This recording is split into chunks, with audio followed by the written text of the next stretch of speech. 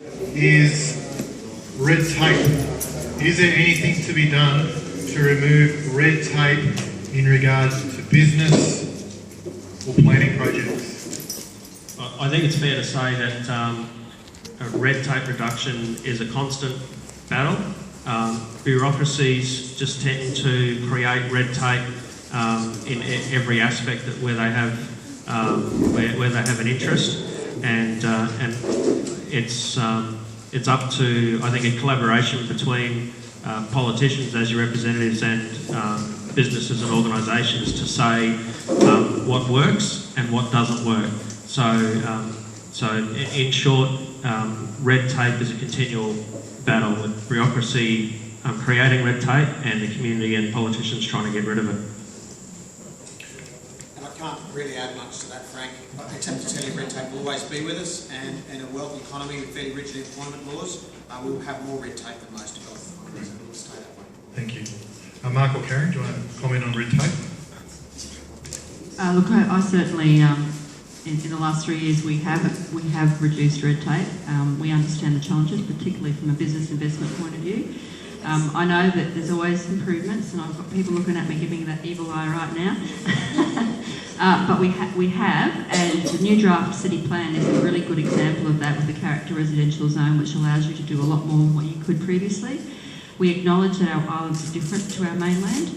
I'm not saying it's perfect, but we certainly understand those challenges, and we're working towards that. And hopefully you will actually look at that draft city plan, even though submissions have now closed, and you'll look at how that impacts the Southern Moreton Bay Islands, and you'll understand that's a perfect example of removing red tape for our island communities.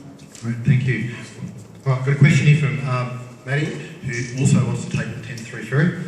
And this is around Macleay as an arts-focused community, very specifically, and then information about setting up cottage industries on the island, and I think Mark and Karen have got a good answer for this one.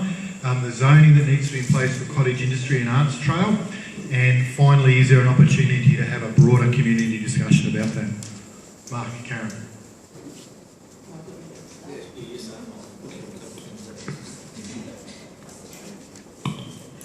Look, and we've got a bit of a spiel on character residential, just to make it really clear to people who live on the islands what it's all about. It is a zone that's predominantly about dwelling houses, and previously that was restricted pretty much just to that. But what we've seen, and Macleay, look, our islands are incredibly talented. The creative arts on all of our islands is just outstanding from a regional and a state perspective. But what the character residential zone will allow you to do is nature-based tourism, short-term accommodation and tourist resorts in that space, and other small-scale non-residential uses which provide a service to the local and tourist community, such as convenience stores or childcare centres. What we don't want to do is compromise the amazing amenity you have, so there is limits to that. But home-based businesses, for example, can be undertaken where they don't detract from that residential amenity. And obviously we also want to protect the environmental values of the bay. So that is a really good example of how we can encourage you to work from home, your art galleries or whatever it might be, and to bring people across to the island to buy your art, take it home and talk about, Macleay, Russell and Lamb and with all their friends that come and visit them from all over the world, because we are very, very lucky in Redlands for all these wonderful small island art communities. I'll just add to that is that when it kind of relates to the red tape question beforehand, when we were looking at the doing our workshopping of the new city plan, the one thing I was saying is that I was coming across many instances where people were doing something at home that was a service to everybody, and they weren't allowed to, they weren't compliant. So there was this red tape that came in over the top, and they had issues. So one of the things I was looking for was some sort of zoning which allowed these non-impact type activities that can take place. And I'm pleased that that's coming through, and I think that does certainly create more opportunities for tourism-based ventures. I just wanted to give a bit of a bouquet here, because having sat through numerous hours of workshops on our planning scheme, our draft city plan, Mark was really in touch with the individual requirements of the economy and the people of the islands, and worked very, very hard to make sure we had a zoning like this. And it was pretty much embraced by everybody. Everyone understood that once he made it clear to them. But I just wanted to acknowledge that Mark did a lot of work in that space, and he probably deserves some credit for that.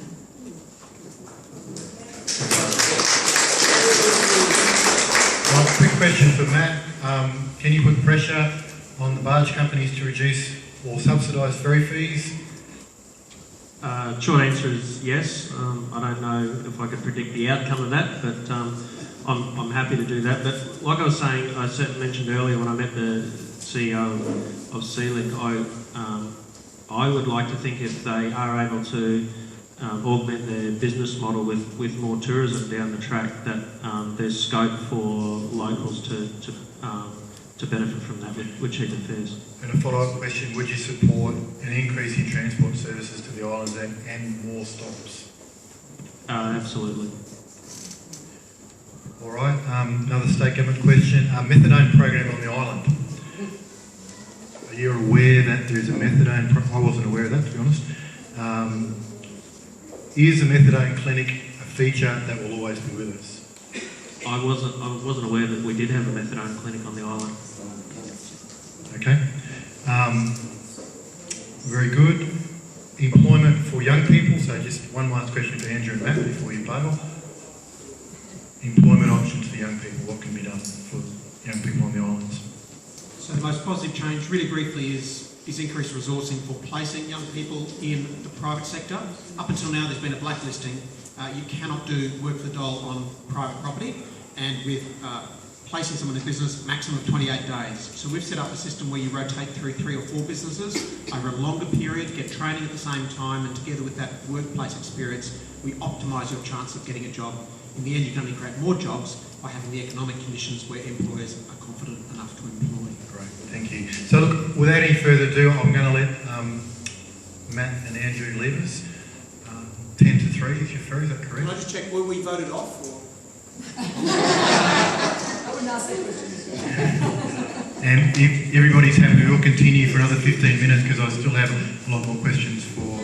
May I just say thank you very much for the opportunity to come here and address you and field questions today. I really appreciate it. If there's anything that comes up which relates to state that you, in the next 15 minutes, we'll just maybe ask if Mark can pass it on to me in writing, and I'll look into it for you. So thank you very much. Thank you. All right, so if you're happy, we'll tack on the 15 minutes and see how many of the last remaining questions we can do in 15 minutes. I might just one more say there is one more question. Yes. I think there's some interesting stats. Just, I think youth unemployment is an issue across the country, and it's always, anything on the islands are magnified. That's normal. But I think there are some positive statistics, and like I said, I'm a glass half full person, and the positive statistics are that employment on the islands actually increased in recent times. I mean, it's a small amount, but it's going in the right direction. I come back to what I say about our opportunities with changing technology and how young people embrace that. And if we get the right sort of infrastructure, and I'm talking about internet connectivity on these islands, I think our young people can grasp that way better than I certainly can, and many of us in the room. That sort of infrastructure is almost as important as road infrastructure and power and water these days to ensure that people have got jobs. So I'm not quite sure what we'll see from the federal government as far as that innovation paper goes, but certainly you'll hear me hammering them about connectivity, internet connectivity in particular, and I think that gives our young people the greatest opportunity in what is going to be a knowledge economy moving forward. But employment in general on the island is improving, and I think that's partly due to the fact that the access through the TransLink scheme has given those opportunities. Like I said, it's always can always be better, but small steps, and I think the stats are starting to indicate that. Great. So just a couple of follow-up bridge questions. One is that, Karen, does Redland City Council have the financial capacity, including selling of our property assets, to fund the bridge, or at least start it? So that's part one of these questions. And how much will that increase our land holdings on Russell Island? Do you have a comment to the former Queensland State Government opinion regarding RCC's long-term financial interest in Russell Island real estate that will increase in value if the islands are bridged? If yes, could this be a factor in why the state government won't fund the bridge? Or is it a conflict of interest? So basically the question is saying, if we did kicked off a Russell Island bridge, that would then increase the value of our properties, that we own on the islands is that a conflict of interest for us? Well, when we make decisions, that's a pretty broad question, but when we make decisions in government and probably even in your own households, it's not always just the financial question that you have to consider. We talked about the amazing asset of Moreton Bay and the environmental values, so you've got to balance that population growth with those outcomes, because what makes you attractive is the fact that you live in this amazing part of the world. I come back to what I said earlier, and the communities will decide. It's community, future communities, as to whether a bridge is the way to go, and the state government needs to drive it. Yes, council spent tens of millions of dollars trying to fill the gap of infrastructure on these islands over a number of years. My question to you is, should we continue to be stumping up the cash when there's a state government responsibility? I just have a real problem with the fact that other parts of the world, other parts of the state will see that they will drive that outcome. You have all paid for that land on these islands, not me. Well, my little tiny 140,007th, whatever it is. We need to make sure that we get our due investment from other levels of government, because frankly, as a city, we don't even have an Eastern Busway on the agenda anymore, and I'm not prepared to sit back and make you guys all pay for that. I'm prepared to kick the can personally, but I think it's a matter of principle. And can council afford it? Well, we're more financially sustainable now than we ever were, but we're still a small community, 147,000 people, ageing rapidly. I mean, this gentleman as he's left the room, on a UK pension. He's only getting, a portion of his rates reduction because he's from a UK pension. We have a lot of people like that live here. It's your money we're talking about, not council's money, it's your money. So I think the state needs to invest. That's my personal view, and it'll be up to councils now in the future as to if that position changes. I'd just like to clarify, there's an impression that council owns thousands and thousands of blocks of land on the islands which could be utilised for funding it. The truth of the matter is that those thousands of blocks of land are predominantly all in that conservation area, which are going through a process of amalgamation. You can't build there.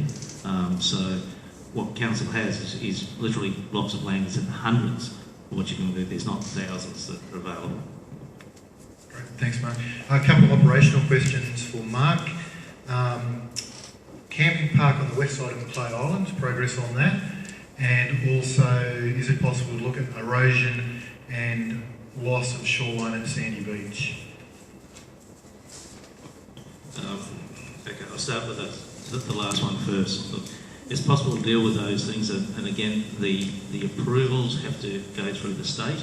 It's not something council can do, and it's a long and lengthy process. I've asked for things, for example, just recently I've asked for, there's looks like an old boat or an old car at the bottom of Sandy Beach covered in, it's exposed at low tides, and kids had an accident down there recently and it needs to be pulled out. I've got the council that made the request, the state are just thinking about it, doing it. It's going to take a long time. It's going to be easy for me to go down there with a couple of mates and put a rope around it and drive it out. That's the reality of things. And even then, I'd be doing something which is illegal. We had let's say the community, we need our beach cleaned up down here, and end up the community jumping in and doing it. I know, I'm not trying to dodge the question, but the reality is until we get control over the foreshores, we're pretty limited. What was the first part of the question again? It was the camping on the west side of Macleay. Just before you finish on that one topic, you can imagine that Redlands City Council, we are a city of islands, so we own an incredible number of kilometres of shoreline and foreshore. When I say we own, we manage. You all own it, and the state pretty much has control over it. Council has some really significant issues with shoreline erosion, Amity Point in particular.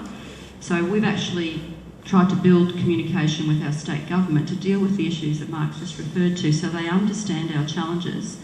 So we now have a coastal trying to think of the right terminology, but it's coastal erosion committee that includes state government bureaucrats, so that we can find different ways of doing things on our shoreline, and also the most important part of that is prioritisation.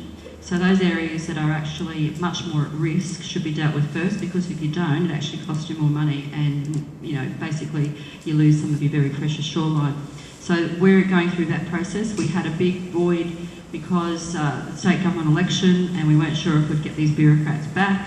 They are back. We are working through that, and what we want to have is a coastal erosion plan for all of these communities and prioritise the funding as is necessary by risk, and start things moving with the processes in place that we hopefully can smooth out with having these people on board. And I'll hand you back to the Macleay Island camping. Yeah, that section on Macleay Island is just down from the boat club, which I've been advocating for a future second campground, because we've got one on Russell here. We've had some seats put in there that's mown up. I know that people have gone and probably done some overnight camping already. We're looking in the future of planning about toilet facilities. You need electricity, toilets, outdoor shower, all those sorts of things. They're not cheap, so it's probably going to have to be looking at a future budget bit to try and put that in. But I know the officers are keen for it, so it's just, I'd say, just watch your space, because that's where probably something's going to happen next. But there'll be a bit of community consultation around it first before anything happens. Okay, here's a question I can quickly answer. The new character residential zone in the planning scheme won't change the way that zone is rated, so the rating will remain the same. So just put that one to bed. Mark, an update on the island's road sealing. It's going very well. I had officers contact me the other day, just 2 days ago. They're at the moment on Russell Island. I expected them to go over to Macleay Island shortly. They're doing a number of roads, and I'll say I don't choose what roads get done. The officers do that. So they've got a number of roads they'd like to continue on with Russell before going back to Macleay and having an extended period. I don't want to sound like this an electioneering thing or anything, but I'd like to see whoever's in this role, and hopefully it'll be me, but could be somebody else, to fight for a bit more funding in that area, because I think we're on a progress now that I could see that all the roads that should be done, some roads will never be done because if there's no houses there, there's no need to do them, but all the roads could be done over the next 3 to 5 years. And so I think for most people, if you don't live on a bitumen road, if you're on a dusty road, that's the number one thing. And I think once we've got sealed roads, that just puts us on another level as a community. I think it's fair to say that compared to 3 years ago, 3 years now it's been in place, I think we were doing about 1 kilometre of road per year. We're now doing 6, and we're doing it for about the same price. So there is an opportunity to fast track that with the right person and the right council, I suppose. But if you were looking at that 1 kilometre per year for our islands, it was going to be a 70-year project. I won't be around to see the end of that. I'm hoping that I'll be around to see the end of it with this new green sealing, and with the opportunity to look for some more funding to bring it on even quicker. I've got a quick question for Cole here from the floor. So when the Tourism Board was established, the timeline for the completion of the tourism strategy was 2 years. How's it going? And how is the ecotourism component of it going? Cole, sorry, left field. Quick again. What's the question again? The question is tourism strategy. The tourism strategy. How's the tourism strategy going? Okay. Tourism strategy. We as I said before, we established a tourism board a year ago. There's 8 people on that board now. They meet once a month. Our very first visitor information centre, thank you very much to what was BITS, now Sea-Link. That will be going up at Wanham Creek within the next 2 weeks. We've got, over the next couple of weeks, we're putting in place the actual rules and regulations for people to be able to put their brochures. So it will be specifically, this is about tourism and it's about visitors. So it's a visitor information centre. So the whole purpose of that is for people that are coming to the islands that will be able to get things like heritage trail, art trail, events. One of the major things that we're working on at the moment is an events calendar. So if anybody here is involved with events, for an instance, Four Islands Festival, Carragara Yacht Club, any of the events, will need to get in touch with us, and then we can go through to the Redland City Council's site, because now there is a general manager for events, which is just a fantastic thing, which means that there are some people that are concentrating on events. Events are one of the major things that for our islands. We don't have, and I don't think we will ever have, a major construction people here or industry on these islands. So as far as income coming into the islands, other than what we've actually got here, our main, over the next 20 years, I see our main form of extra income is coming from the tourist industry. So that's our visitors.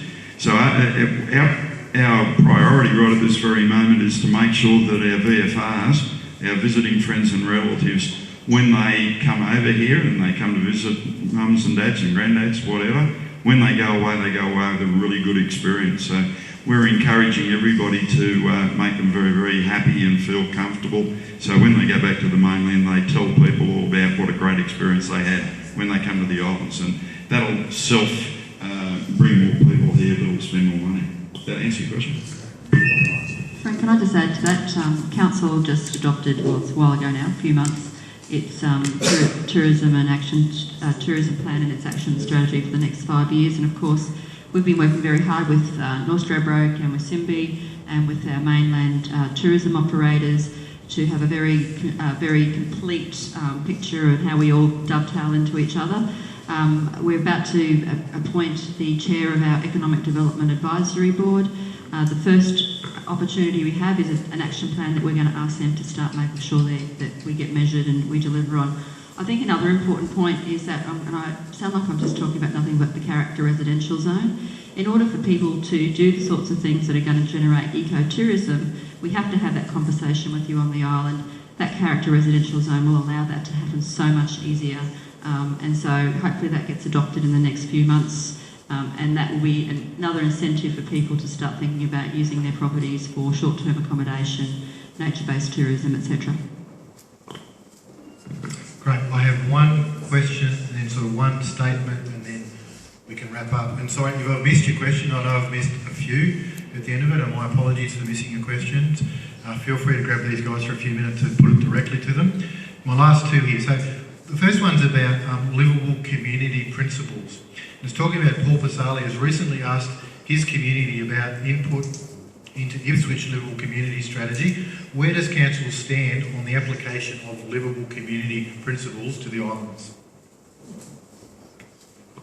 Well, you know, my friend Paul Pasali, he's in Ipswich. He has to be able to pull out those livable elements of his community. We live in a very livable part of the world, and that's me trying to be funny. Look, we've worked through a community plan. Simbi has their own plan, and that's where your input. That's where your input to the future of your community starts, and then it flows through into other things like our draft plan. We have an ongoing conversation with our community. I know Mark is very much in touch with people on these islands, and there's always room for improvement, and things change very quickly. So if there's any element of your community that can be improved on, and we've heard a lot of them today, I think that conversation needs to continue. But certainly our community plan embraces a lot of those elements about livable communities and what's important to you and the future generations of Redlands. I can remember travelling on the ferry with Paul Pasali, and his comments were saying, how good is this? I think we've got a wonderful little community on these islands already. Doesn't mean they're perfect, but we kind of all know where the lumps and bumps are and what we've got to fix up, and we just got to be focused on those things. Things like the law meeting, the law enforcement meeting we're going to have in February. They're little things as a community we all act together. We know there's some infrastructure and we work the best we can, but I think most people are like me. When I came over to these islands in 2001, I bought land that very day. I thought, how good is this? And I went to high school at Cleveland. I'd never come out. I was one of these idiots, like most people thought they must be all underwater at high tide. And most people I find that come over and look at these islands, they say, this is community, this is where I want to live. And that's why we've got the growth. So I think we have got our livable community. We've just got to fix up those lumps and bumps. Thanks, Mark. Last, this is actually a bit of a proposal. Comes from Robert Harris from the Simbi Future Forum. And he's saying, in light of the package, the $28 million package that's just been announced for North Stradbroke Island, Simbi has 5 times the population and socio-economic problems that Stradbroke has. So the meeting is strongly urged to convene a Simbi working group with state officers, government advisors, council representatives, organisational representatives to, 1, examine ways in which the Stradbroke strategy might be enhanced to address Simbi, and 2, to undertake the transport reviews that we've talked about, and 3, assess any other initiatives that might encourage Simbi economic and social growth.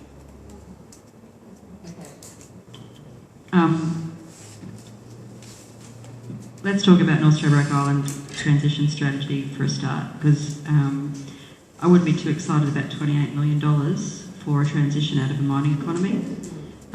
It is not enough money.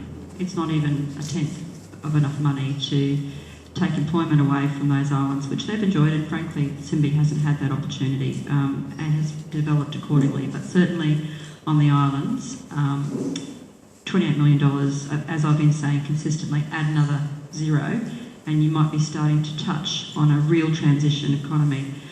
I'm committed to working with the state government to get every single cent and wring out every opportunity out of that $28 million, but it is not enough. And if that's not enough for North Stradbroke Island, then it's not enough for Southern Moreton Bay Islands. They've got 3 years. You guys have been living a transition. So I wouldn't be using that as a model. And I'm also going to dispute that you've got 5 times the problems they have over there. I don't believe that. I really don't believe that. We have challenges on North Stradbroke Island that you don't have, and you have challenges that they don't have. I'm a big person in actually looking at the positives, yes, acknowledging that we've got things that we need to do, and I think the lumps and bumps is a really great way of describing it. The opportunities you have here is that you haven't got an expectation that you've got a mining company that's going to inject $1 million into your economy, into your communities every year. You haven't got a mining company now that's been building roads, providing 300-400 jobs. You haven't got that, so you haven't got an expectation of that to continue. That change on the island will be a huge challenge for us as a council. And I certainly won't be sitting back on my laurels just waiting for them to come up with the solutions. So I wouldn't be getting too excited about $28 million. It's costing us $14 million to build a wastewater treatment plant. As you probably realise, living on an island, add a third extra onto everything you do here because it costs you more to bring it across the water. Totally agree on the opportunities for looking for further initiatives. Do you need a forum to do that? You might do, and I'm more than happy to convene that. But I think what you've got here is an open door policy from your local councillor and from your mayor and your state and federal member. You've seen that today. Let's continue to have these conversations. You don't need a reason to ring my office, although a reason's always good. I don't mind a quick chat. But let's keep that going. You've got a creative and a wonderful community, and what I've seen over the last 4 or 5 years, and I'd like to think there are people like Frank working really hard, and your Chamber of Commerce, is a collaboration and partnership has grown substantially. That is your asset, your ability to communicate your issues respectfully and work towards solutions collaboratively. So the other one was on transport. Totally agree. That's a conversation I'm having with the whole city and councillors having with the whole city. That is one of our biggest challenges. Not trying to take away from the fact that we have a community of 10,000 that live on islands in our city puts us in a very difficult but once again opportunistic position. So I agree we need to continue to have those discussions because transport is changing. And as I look around the room, I see those faces, and Clem was there, and we know that there are opportunities that are happening in the next 5 to 10 years that we wouldn't have dreamed of unless we're watching the Jetsons or something, So let's embrace those opportunities, and to do that we need to have a conversation. We all need to be on that journey together. Mark and I can't change the world on our own. In fact, we are really reliant on you as a community, getting behind us, pushing the state, sucking what we can out of the federal government, and working with a small amount of money to do great things. And I think as a small community we can do that better than most others. So that were 3 points, I think, if I've covered them, Frank. It was the Transport Forum, it was North Stradbroke Island getting money out of the state government. Clearly we can always get more money out of any level of government. And the third one was about initiatives, I think. So that was address economic and social growth. Yep. So, I think you guys have more ideas than Mark and I put together. You know people that have more ideas. Let's continue the conversation. The only thing I'll add to that is, some years ago, some of you might have even been participating in the Small Islands Forum that was held here, and one of the interesting things come about that was how Kangaroo had a partnership with the state government to provide infrastructure. And ever since that, I've been saying, not only me, but many people in the community have been saying, we'd like to have something like that too, with having the state have more buy-in to provide more infrastructure. I've written to the state on occasions asking about consideration for this Building Queensland Authority to be part of that. We're making headroads, but gee, we could get a lot further ahead, a lot more quickly if we had more buy-in from the state government.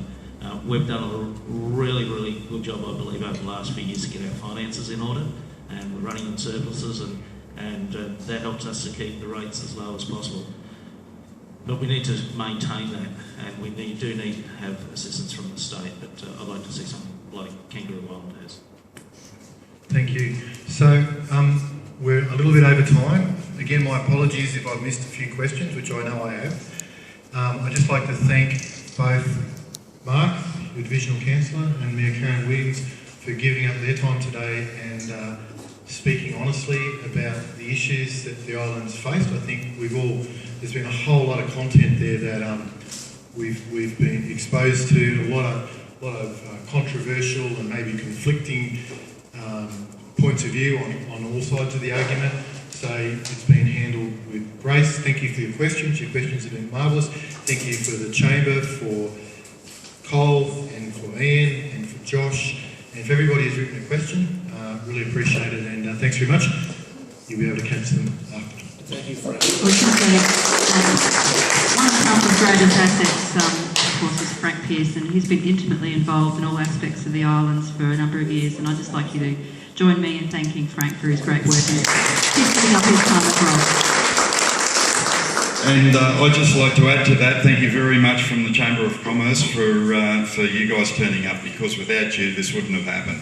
So it's really, really important. I hope you've got something out of it.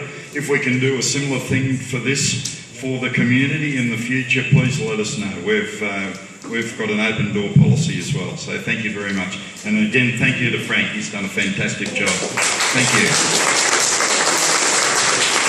you.